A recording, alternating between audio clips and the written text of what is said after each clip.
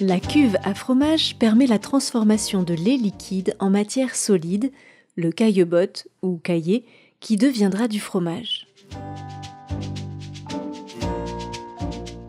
La cuve à fromage est composée de différents éléments.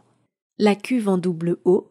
Cette cuve possède une double paroi avec une entrée et une sortie d'eau, une sonde de température, un système de levage de la cuve, une vanne de vidange de produits et un châssis de fixation motorisé des appareils de brassage et d'écaillage sur lequel viennent se fixer les pales de brassage ou le tranche-caillé. Au niveau de la partie basse se trouvent les entrées d'eau chaude et froide qui vont circuler dans la double paroi.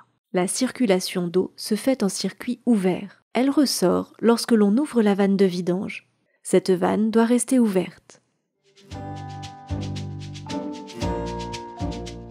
Une armoire de réglage permet de contrôler l'ensemble des paramètres de transformation. La montée en température se fait en général en mode automatique, en tournant vers la gauche le bouton situé sous l'écran d'affichage de la température. On peut aussi se mettre en mode manuel en tournant ce même bouton vers la droite. Dans ce cas, le chauffage n'est jamais interrompu.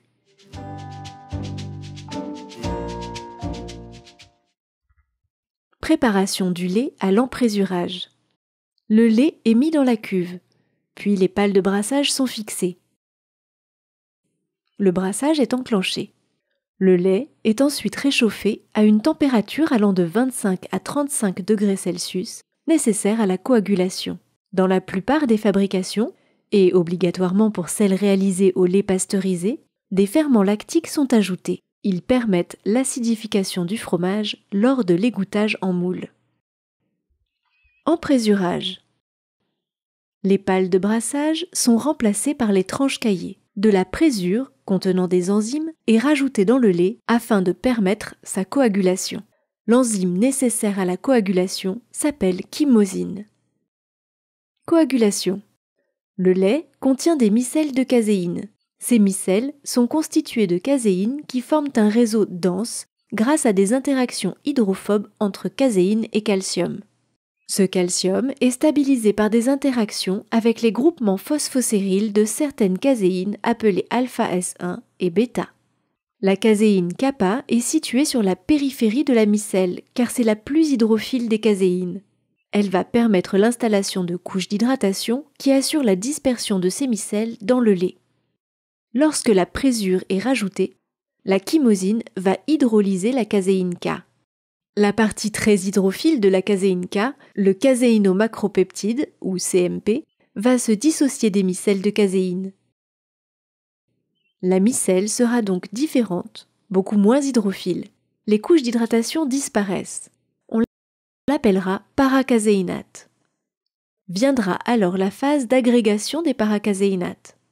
Par leur caractère plus hydrophobe et la perte des couches d'hydratation, ces gros éléments se rapprochent. Des interactions de nature hydrophobe et des interactions ioniques avec le calcium se créent progressivement. Le lait change d'état, il gélifie. Ces interactions augmentent, s'intensifient, c'est l'étape de réticulation. Il y a formation d'un réseau alvéolaire contractile riche en calcium.